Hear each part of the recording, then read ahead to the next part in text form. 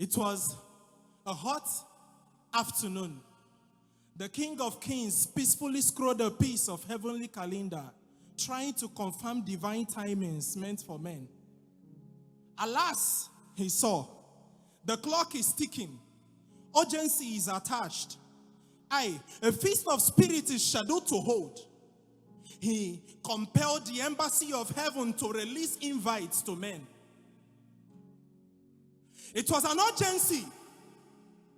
A voice stepped out from the corridors of eternity, stepped into time and shouted, "Hello, David! It is time for you to leave the palace of Saul. It is time for you to step out of the palace of Saul. I bid you to come, the feast of the Spirit." David was very adamant, playing his harp, enjoying the very air condition that comes out of the palace. Touching the strings, trying to play with the flow.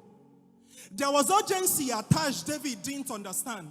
An angel stepped down from the staircase of eternity.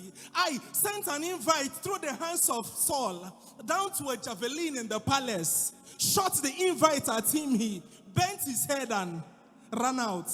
Unknown to him, that is the divine order of God for him to attend the feast of the Spirit. It was happening at Adullam. The Spirit was beckoning him to come. He didn't understand.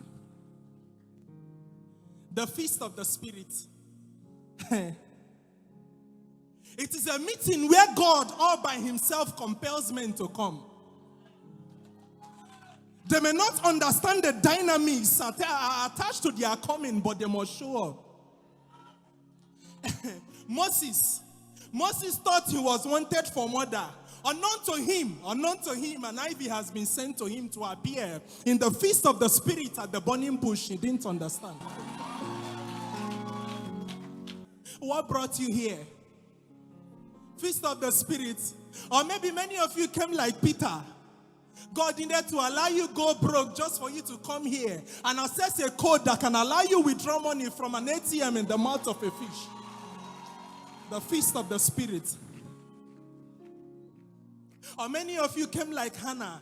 Penina is already mocking you. Or maybe you came like Elijah.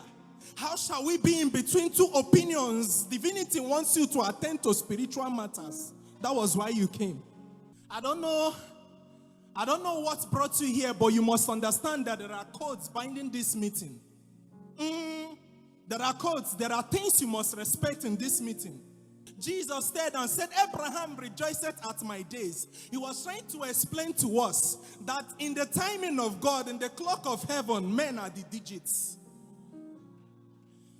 If you must assess that particular dimension, you must respect men who God has placed under you.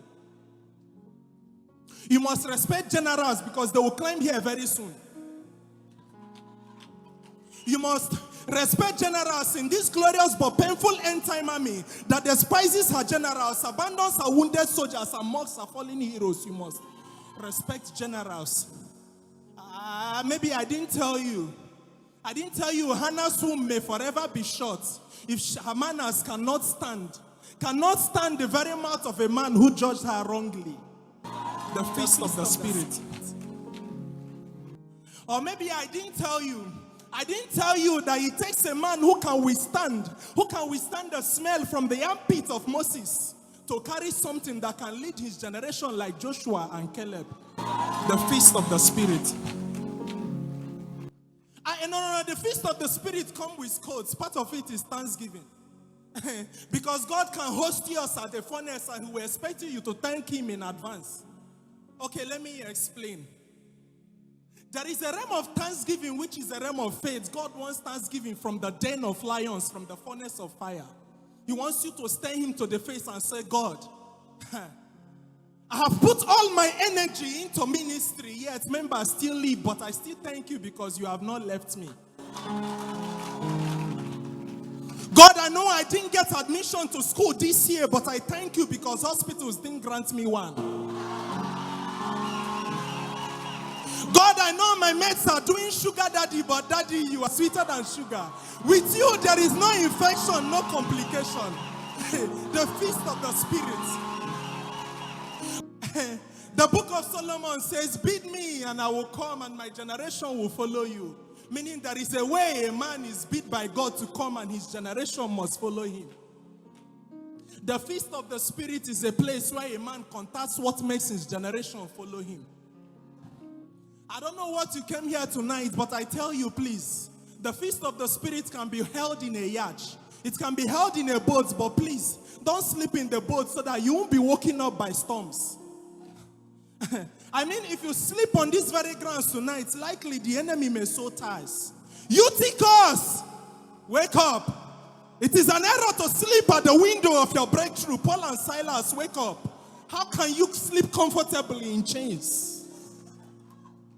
Generations are calling for you. The hope of people long gone are resting your shoulders. Please, don't make the hope hopeless. The feast of the Spirit is a feast. Men will boldly tell God, God, people where you just bless, don't they call me lazy? Hey. God, like Peter, I have toiled all night. I have toiled all night. I am not lazy. I need your help. The feast of the Spirit. Who has an invite to this meeting tonight? Please, if you have it, can you stand? Let's do this together tonight. Hey, open your mouth and talk to God. God, I came for this meeting. Don't leave me. Don't leave me. Don't leave me. Don't leave me. Ministry is not growing. I need your help. Don't leave me. I must live in the fullness of your power in the feast of the Spirit. Please don't take it for granted. Echo it out. God, I must live in the fullness of your Spirit. God, I must live in the ability of your power. I refuse to remain in this level. I refuse to remain in this level, oh God. I refuse to remain in this level where men will mock me. I refuse to remain in this level. Come on, utter it out. Let the Spirit hear you talk. Lift up your voice and begin to pray. Everybody pray in the Spirit. God, I refuse to be a waste. Pray in the Spirit. Utter these words. Utter these words. A musician that cannot understand lyrics from the throne of eternity is a mistake. Utter these words. Everybody pray in the Spirit. Everybody pray in the Spirit. Everybody pray in the Spirit.